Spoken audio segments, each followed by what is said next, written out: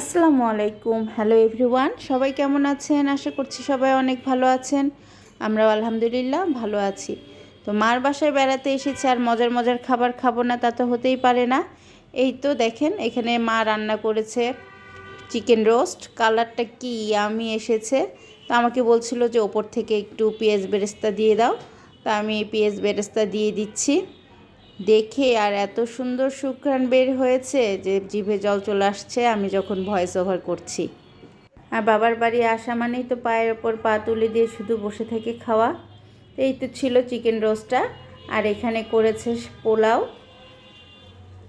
পোলায় মা ছোট ছোট মটরশুঁটি ওগুলোও দিয়ে দিয়েছিল। আর এখান থেকে করেছে পায়াটা জাল দেওয়া হয়েছে। এই তো খুবই সুন্দর একটা কালার এসেছে, খুব ইয়ামি লাগছে দেখতে। পায়াটা টেস্ট করব। আর এখান থেকে করেছে বিফ ভুনা।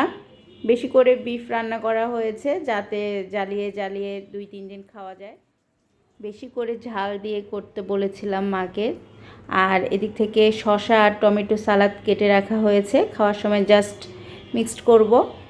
আর খাওয়ার আগে আগে গরম গরম এই তো বেগুন ভাজা হবে। তো এই তো ছিল। আল্লাহ হাফেজ।